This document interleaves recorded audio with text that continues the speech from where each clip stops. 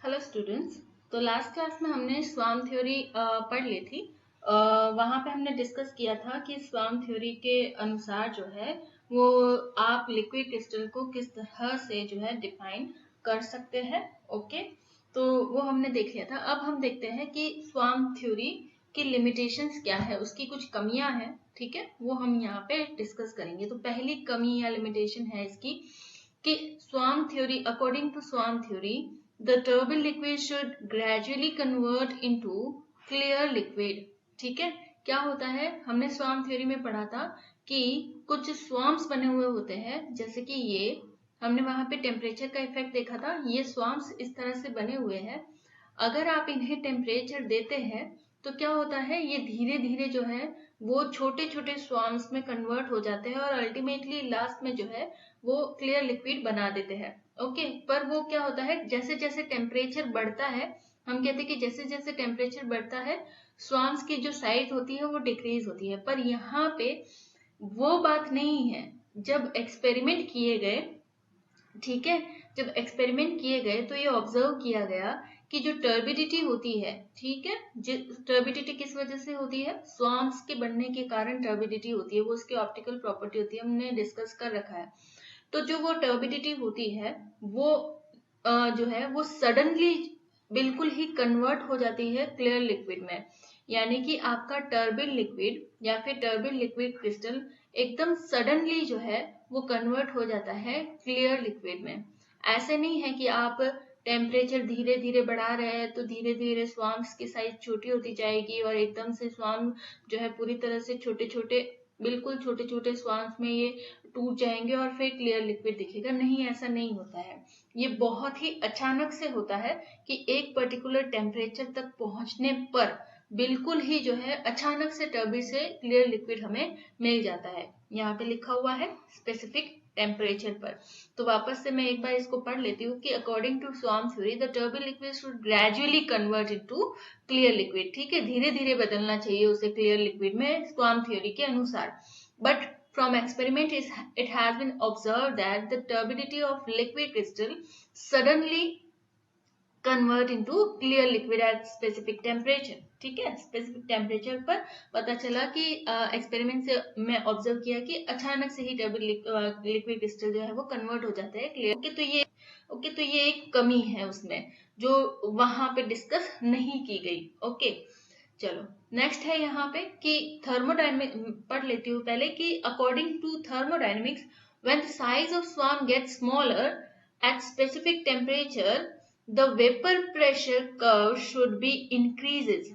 ठीक है, हमने जैसे कि पढ़ा है गैसेस स्टेट, वहां पे हमने वेपर प्रेशर कर्व्स वगैरह पढ़े हैं, तो हमें पता है कि कैसे जो है वेपर प्रेशर कर्व जो है ऊपर की तरफ उठता है ना, कि आप जैसे जैसे टेम्परेचर बढ़ाते हैं वैसे वैसे जो है वो वेपर प्रेशर कर्व जो है ऊपर की तरफ उठता है। तो थर्मोडायनेमिक्स के अनुसार भी यहाँ पे जो है वो क्या होता है, जैसे जैसे आपके स्वार्म जो है वो टूटते हैं, बड़े स्वार्म जो है छोटे स्वार्म्स में कन्वर्ट होते हैं, तो क्या होना चाहिए, यहाँ पे भी वेपर प्रेशर कर्व जो है वो इंक्रीज होना चाहिए। अब ये मैं नहीं बता रही आपको, हम पूरा गैसेस स्टेट में डिस्कस कर चुके हैं कि एक लिक्विड का भी वेपर प्रेशर होता है, ये हम क्लास में डिस्कस कर चुके हैं, राइट। तो यहाँ पे बात आ रही है कि टेम्परेचर बढ़ाने पर थर्मोडायनेमिक्स के अकॉर्डिंग हम कह रहे हैं कि हम इस टर्बिड लिक्विड क्रिस्टल का टेम्परेचर बढ़ाते तो क्लियर लिक्विड बनता है, तो वेपर प्रेशर जो है वो बढ़ना चाहिए, जैसे कि यहाँ पे कहा गया है कि टेम्परेचर देंगे, राइट। तो वो क्या होता है कि बढ़ना चाहिए, पर यहाँ पे एक्चुअल में क्या होता है कि वेपर प्रेशर बढ़ता तो है पर लिक्विड क्रिस्टल का जो वेपर प्रेशर है वो बहुत ही धीरे बढ़ता है टेम्परेचर पर। जिस भी टेम्परेचर पर आप उसे गर्म कर रहे हैं वेपर प्रेशर जो है वो स्वार्म्स के लिक्विड क्लियर लिक्विड में कन्वर्ट होने के अनुसार जो है वो तेजी से बढ़ना चाहिए, पर यहाँ पे वो नहीं होता, यहाँ बहुत ही ज्यादा स्लो इंक्रीज होता है वेपर प्रेशर कर्व में। ओके, उसके बाद जो थर्ड कमी है वो है it is not clear yet that why only few long chain compound form liquid crystal. देखो यहाँ पे ये बात आ गई कि हमने लिक्विड क्रिस्टल में क्या पढ़ा था कि लॉन्ग चेन जो कंपाउंड्स होते हैं वो लिक्विड क्रिस्टल्स देते हैं, ठीक है। पर ऐसा नहीं है कि सारे के सारे लॉन्ग चेन जो कंपाउंड्स होंगे वो लिक्विड क्रिस्टल देते हैं। नहीं, ऐसा नहीं है। बहुत ही कम ऐसे लॉन्ग चेन कंपाउंड्स है जो लिक्विड क्रिस्टल बनाते हैं। तो अभी तक ये क्लियर नहीं हो पाया कि क्यों कुछ ही सेलेक्टेड चेन कंपाउंड ही लिक्विड क्रिस्टल बनाते हैं। ठीक है, बहुत सारे ऐसे भी है, many long chain compound does not form liquid crystal. बहुत सारे लॉन्ग चेन कंपाउंड है पर वो लिक्विड क्रिस्टल नहीं बनाते हैं। तो उसके पीछे का रीजन क्या है कि क्यों कुछ ही जो है वो लिक्विड क्रिस्टल बना पाते हैं, राइट। तो ये इसकी तीसरी कमी थी। ओके, अब जो है यहाँ पे हम नेक्स्ट डिस्कस करते हैं कि जो आपके सिमेटिक और निमेटिक लिक्विड क्रिस्टल्स थे उनको हम जो है स्वार्म थ्योरी के अनुसार देखने की कोशिश करते हैं। ठीक है, तो यहाँ पे देखो स्वार्म थ्योरी के अनुसार हमें तो स्वार्म्स को बनाना है। ठीक है, तो स्वार्म थ्योरी के अनुसार क्या होता है, जो आपकी सिमेटिक लिक्विड क्रिस्टल है, ये क्या है, साबुनी द्रव क्रिस्टल क्या है, सिमेटिक लिक्विड क्रिस्टल। ठीक है, ये है आपका निमेटिक लिक्विड क्रिस्टल।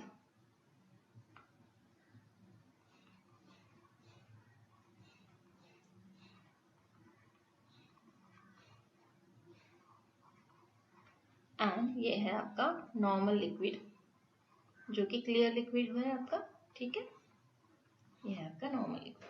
तो स्वार्म थ्योरी के अनुसार जब आप देखते हैं सिमेटिक लिक्विड क्रिस्टल को, जब ऑब्जर्व करते हैं स्वार्म थ्योरी के अनुसार उसे एक्सप्लेन करने की कोशिश करते हैं, तो आप देखेंगे कि सिमेटिक लिक्विड क्रिस्टल्स जो होते हैं वो क्या होते हैं यहाँ पे कि वो उनके जो अणु होते हैं वो आपस में एक दूसरे के पैरेलली अरेंज्ड रहते हैं। सिमेटिक लिक्विड क्रिस्टल में आपस में उसके अणु जो है या मॉलिक्यूल्स जो है पैरेलली अरेंज्ड रहते हैं और वो क्या बनाते हैं, एक परत बनाते हैं, एक लेयर फॉर्म बनाते हैं। ठीक है, और एक लेयर का जो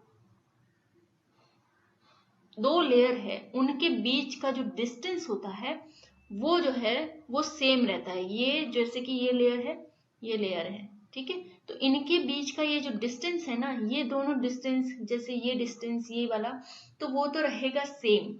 बट एक ही लेयर में जो दो मॉलिक्यूल्स है उनके बीच का जो ये वाला डिस्टेंस है, ये वाले डिस्टेंस, ठीक है, वो जो डिस्टेंस है वो डिफरेंट होते हैं।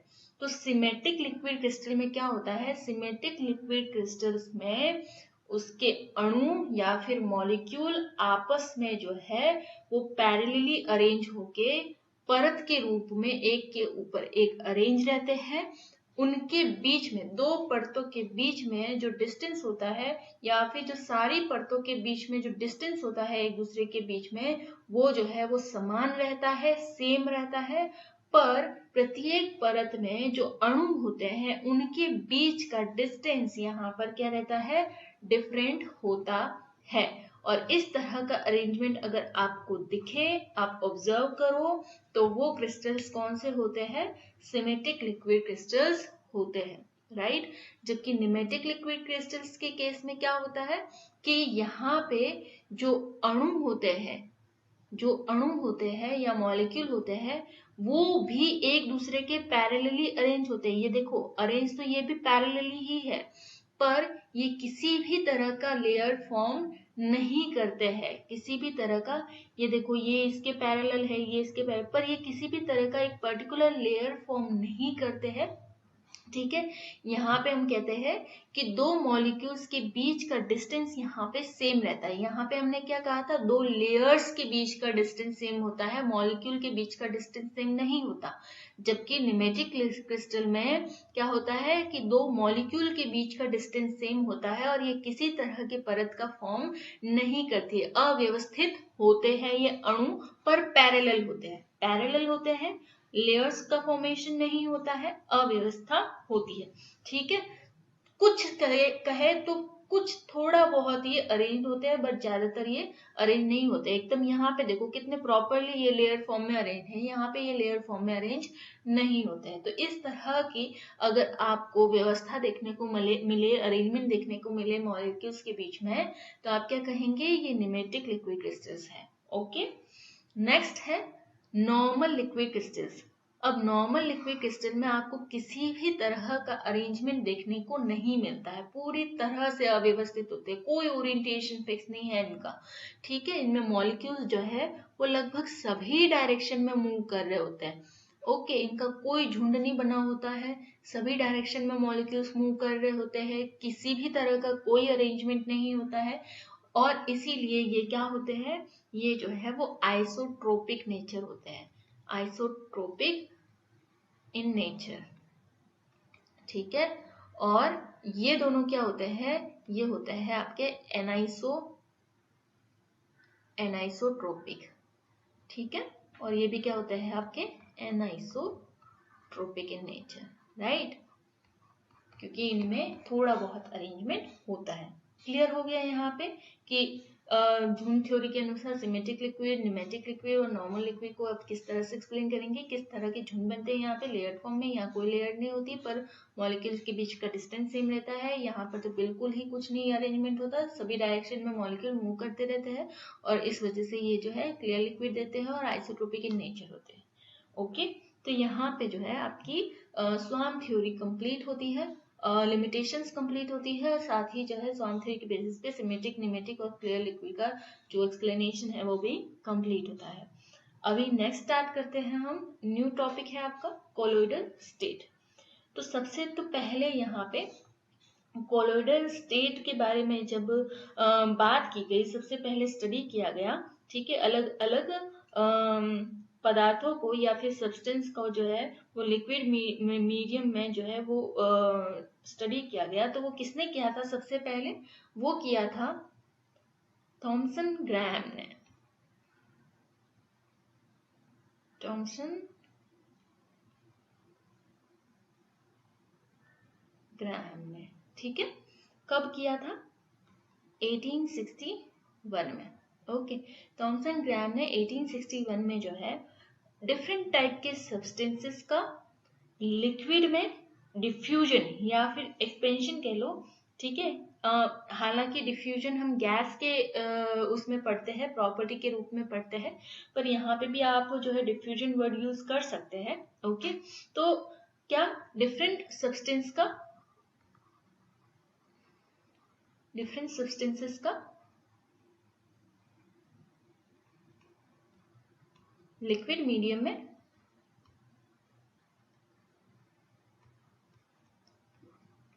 डिफ्यूजन को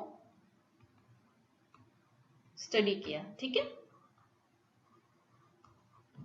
ये किया था थॉमसन ग्राहम ने 1861 में, और इसी के आधार पर जो है वो दो तरह के पदार्थ दिए, दो तरह के पदार्थों में क्लासिफाई किया पदार्थों को, किसने, ग्राहम ने। ठीक है,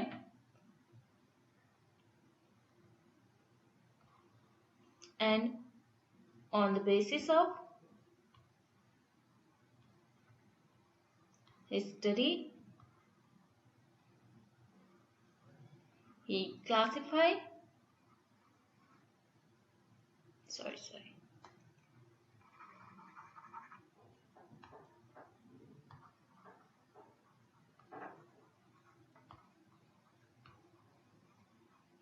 substances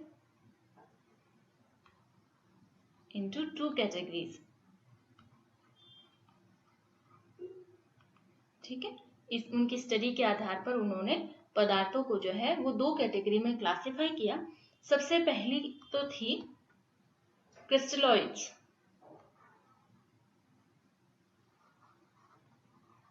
क्रिस्टलॉइड्स। ठीक है, या फिर आप हिंदी में इसे कहते हैं क्रिस्टलाब, राइट। अब क्रिस्टलॉइड्स या क्रिस्टलाब क्या होता है कि वो सारे सब्सटेंसेस जो कि किसी भी एनिमल या फिर प्लांट सेल मेम्ब्रेन से बहुत ही तेजी से गुजर जाते हैं। क्या, वो सब्सटेंसेस जो किसी एनिमल या प्लांट सेल मेम्ब्रेन से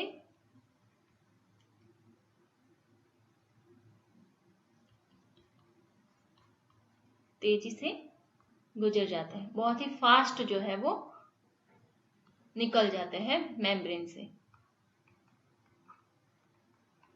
गुजर जाता है। ठीक है, तो वो सब्सटेंसेस आपके क्या कहलाते हैं? वो सब्सटेंसेस आपके कहलाते हैं क्रिस्टलॉइड्स, या फिर हिंदी में इसे कहते हैं क्रिस्टलाग। जैसे कि फॉर एग्जांपल आपका यूरिया जो है वो एक तरह का क्रिस्टलॉइड है।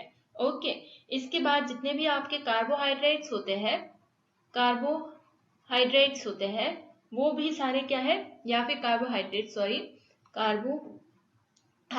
होते हैं, वो भी क्या होते हैं आपके, वो भी आपके होते हैं क्रिस्टलॉइड। ओके, सोडियम क्लोराइड हो गया, NaCl लिख लेते हैं, सोडियम क्लोराइड हो गया, ये सारे के सारे जो है वो क्या होते हैं क्रिस्टलॉइड।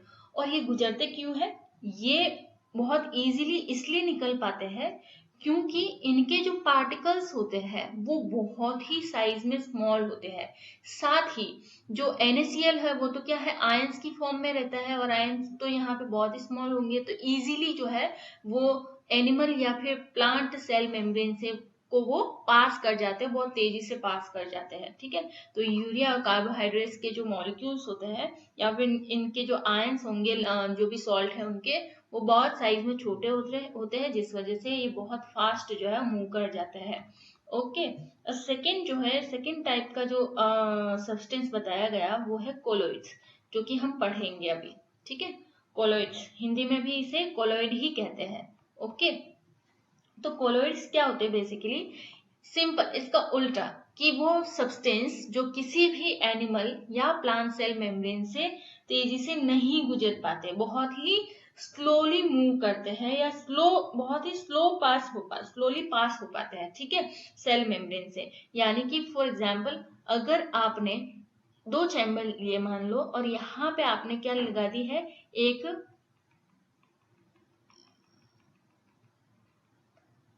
सेल मेम्ब्रेन लगा दी है। ठीक है, तो अब जो यहाँ से अगर कोलोइड होंगे तो वो इजीली पास नहीं होंगे।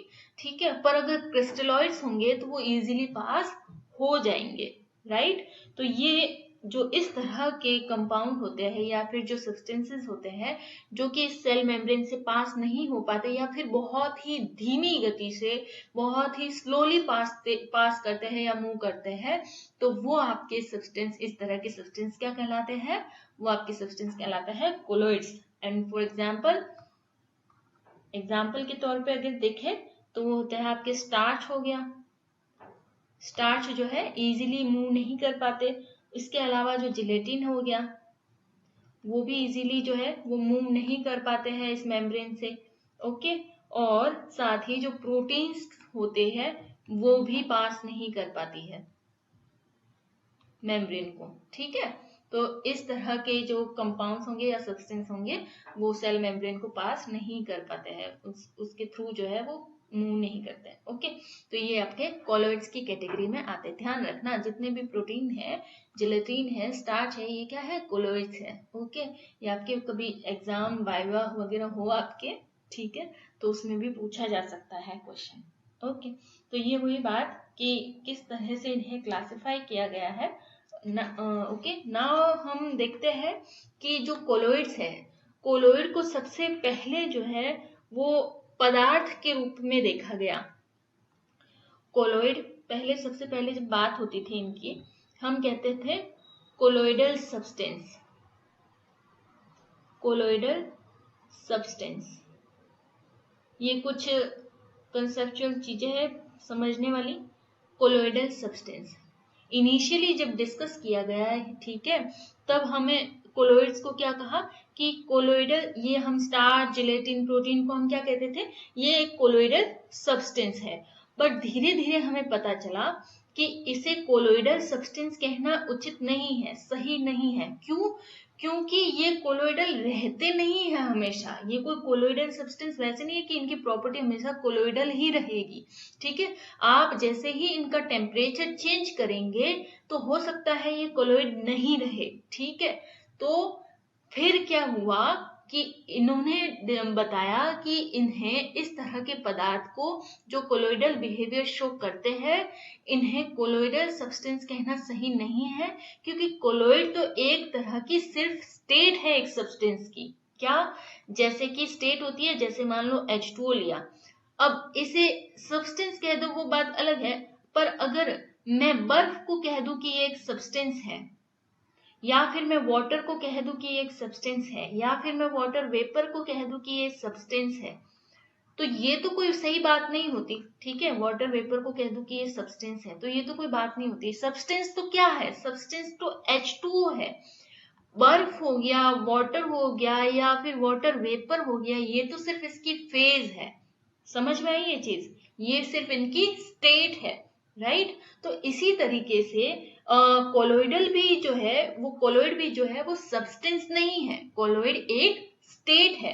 अलग अलग टेम्परेचर पर पदार्थ अपनी स्टेट चेंज कर सकता है। ठीक है, तो यहाँ पे फिर बताया गया कि कोलोइड बस एक बिहेवियर है एक सब्सटेंस का, तो इन्हें कोलोइडल सब्सटेंस कहना ठीक नहीं रहेगा।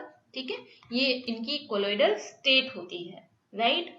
तो ये इस तरीके से हमने फिर बाद में आज के टाइम में इसे कोलोइडल स्टेट कहा जाता है। क्लियर है? ओके, चलो बाकी का जो है इसी के बारे में हम आगे डिस्कस करेंगे कि कोलोइडल जो सब्सटेंस होते हैं उनका साइज वगैरह क्या होता है। ओके, ये पूरा सिस्टम किस तरह से होता है, ओके, वो हम जो है वो नेक्स्ट क्लास में डिस्कस करेंगे। आज की क्लास में इतना ही। Thank you.